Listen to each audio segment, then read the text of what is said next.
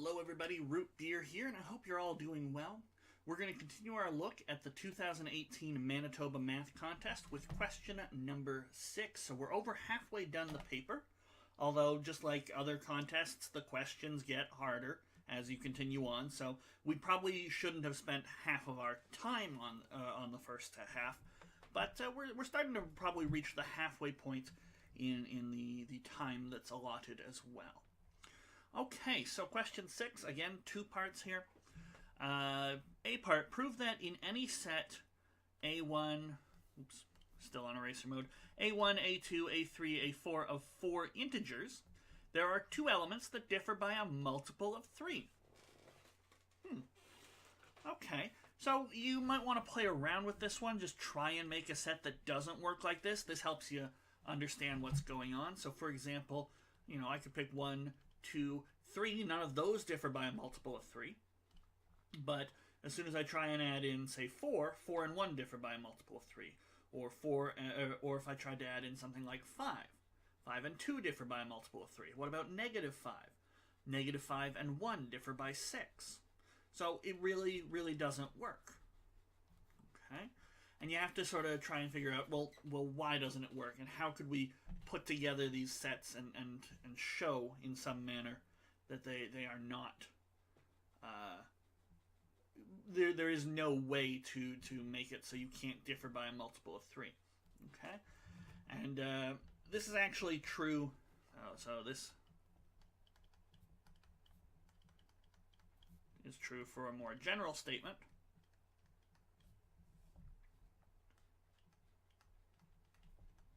I'm just going to have a little bit of fun with this one because I like it. This is true for a more general statement.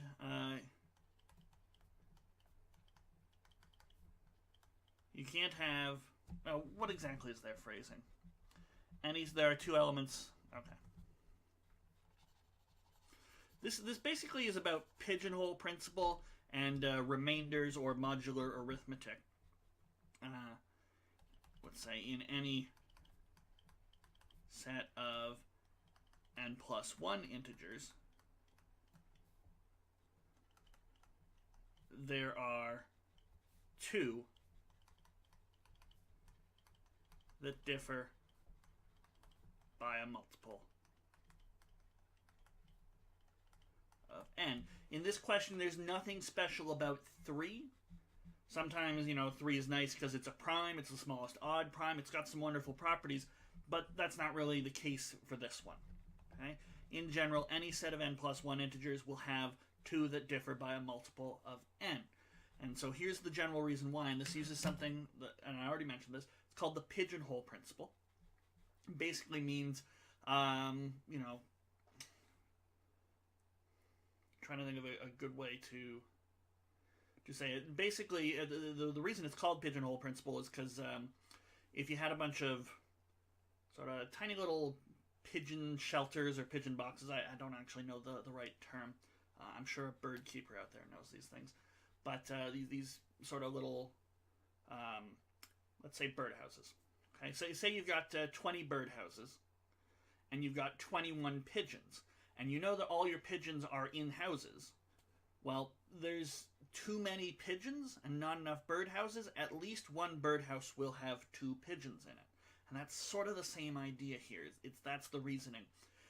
So when it comes to differing by a multiple of 3, or more generally a multiple of n, we sort of say, well, if 2 numbers have the same remainder when you divide by 3, or the same remainder when you divide by n, then they must differ by a multiple of n. Okay, so this is sort of the first thing I'm going to write down. But the thing is, there's only so many remainders you can have when you divide by n. So, 2 integers differ by a multiple of n if and only if, or you could say something like exactly when. So if and only if they have the same remainder.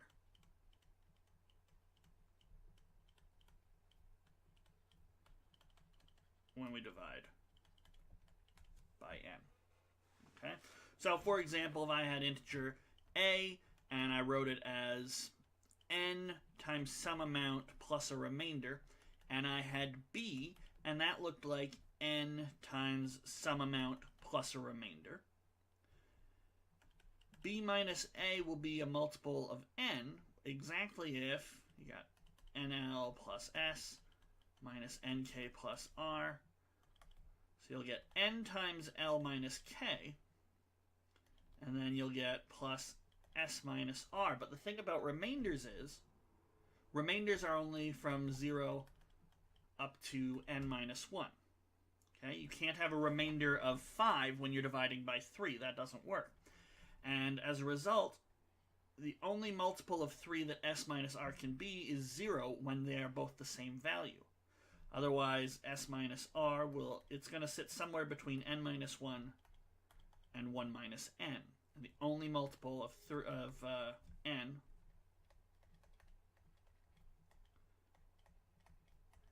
is 0. So s has to be equal to r, and so you get the same remainder. So that's a little mini proof. You don't actually need to write this part down in the question. You also, I'd like to remind you, do not need to be doing what I'm doing, which is just showing off the general case. You could be using 3's instead of n's. Okay? Just word for word, exactly what I'm writing, other than changing the n's to 3's, is exactly what we're looking for. So two integers differ by a multiple of n exactly if they have the same remainder when you divide by n. Okay? There are only n possible remainders an integer can have.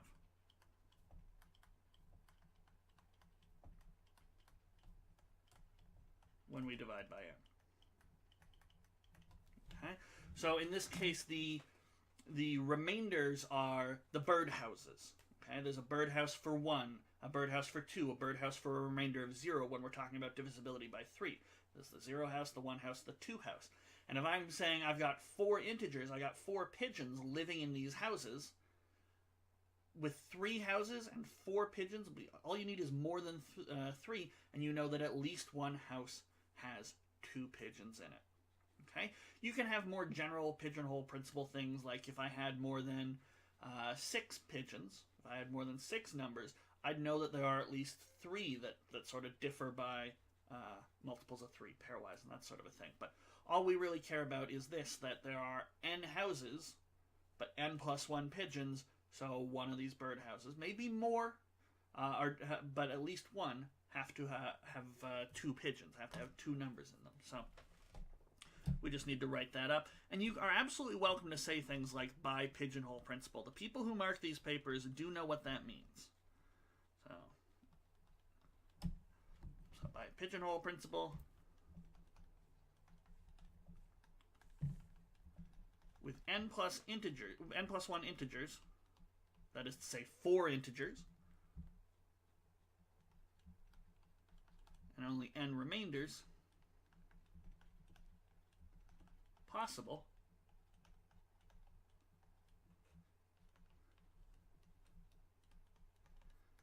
there must be 2 numbers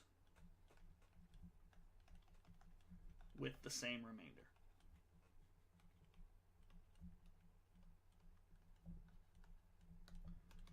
Therefore, 2 numbers that differ by n, or in the more specific case, 3. Okay? Now, you don't actually have to say pigeonhole principle. I mean, I might not have explained that to you well enough. Okay? I also realized that I did not spell pigeon right. I put a pigeon. Okay? But you can say pigeonhole... Sorry. Let me finish my thought. Spelling mistake corrected. Let me finish my thought here. So you don't have to say pigeonhole principle if you don't understand it, although I would recommend you take a look and try and better understand pigeonhole principle. I really would, because it's a good sort of... The idea is it's just a logical shorthand. I can cross out pigeonhole principle, and I can just explain that there's too many numbers, not enough types of remainders. that's just going to require more talking and more explanation for the exact same thing that is meant by pigeonhole principle. Pigeonhole principle is there's too much of this, not enough of this, so if you start trying to match, two of these will go to one of these, guaranteed.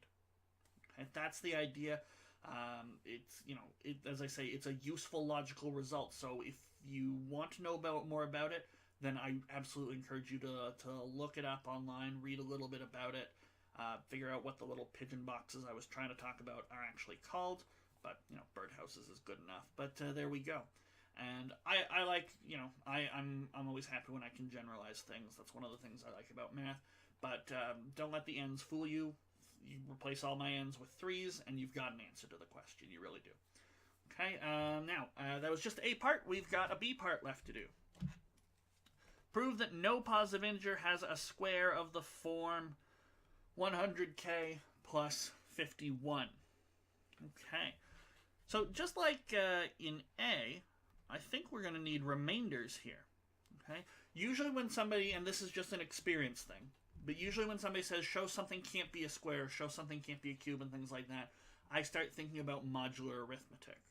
Remainders when you divide by numbers. And the square one is the classic. Okay, absolutely classic. So we might start by saying something like, and this is just if you've never seen this before, integers are even or odd. So all integers n are either 2k for some integer k, or 2k plus 1. Okay, either you're even and I can write you as a multiple of 2, or you're odd and I can write you as a multiple of 2 plus 1. Now watch what happens when I look at n squared. Well, if it's 2k and I square it, I get 4k squared. And that's a multiple of 4.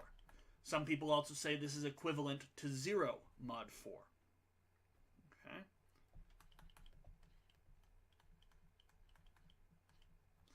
And if it's odd, I get 2k plus 1 squared. Expand that out, you're going to get 4k squared plus 4k plus 1. And that's a multiple of 4 plus 1. So we get a remainder of 1 here. Another way of saying that is congruent to 1 mod 4. Now, modular arithmetic is not something that's very heavily emphasized, especially in sort of the regular high school curriculum, but it is absolutely a time saver in lots of these things. And so, again, just like pigeonhole principle, I would encourage you to look up modular arithmetic, because it's fantastic, because here's the result. N squared is congruent to 0 or 1 mod 4. So this is true for any square. So if somebody comes along and says, can you have a square that looks like 8x plus 6? Well, 8x is a multiple of 4, and 6 leaves a remainder of 2 when you divide by 4. So 8x plus 6 leaves a remainder of 2. How could a square leave a remainder of 2 when we know that squares only leave remainders of 0 and 1 when you divide by 4? Okay? Now, I'm not guaranteed that this is the specific one we need in this question, but this is the classic example, the 4s here. So, for example, modulo 3, squares can only be 0 or 1. So it's impossible for something like 2 or 8 to be squares. Now, obviously, 2 and 8 aren't squares, but you can prove that by saying the remainder when you divide by 3 is 2. So that doesn't work. Okay, so what was the specific one that they wanted us to talk about here? 100k plus 51. So 100k, that immediately strikes me as a multiple of 4. Doesn't have to be. There are similar situations with 5 and things like that. For example, with 5, 0, 1, and 0, 1, and 4 can be squares, but 2 and 3 can't. So this is 4. I can pull out 25k, and the closest multiple of 4 to 51 is 48. So that's a 12. And then 48 is, you add 3. So there we go. So for any k, 100k plus 51. You can say either congruent to 3 mod 4. This would probably be the preferred, simpler, quicker thing to write. Or you could, if you really don't like modular arithmetic, say leaves a remainder, look how much writing I'm having to do, of 3 when you divide by 4. And I bet the last question could have been phrased with modular arithmetic. I just, didn't see that immediately. Okay, so, congruent to 3 mod 4, a lot easier to write down. Okay, but we just proved, or you could say it's well known, because the mod 4 case is well known. I would not, if I were doing this question, or a similar question, say it is well known that mod 5, the only squares are 0, 1, and 4. But the mod 4 case, that's the one any mathematician really knows. Okay, it's a fantastic one. Okay, but we just proved squares are only congruent to 0 or 1. So 100k plus 51 can never be a square. Well, never a perfect square, I guess. Okay, and that's exactly what we wanted. No positive integer has a square of the form 100k plus 51. Now, if you were a little uncomfortable with the way I wrote it, you could, of course, start the question again, or start the question a different way. You could say, suppose n is a positive integer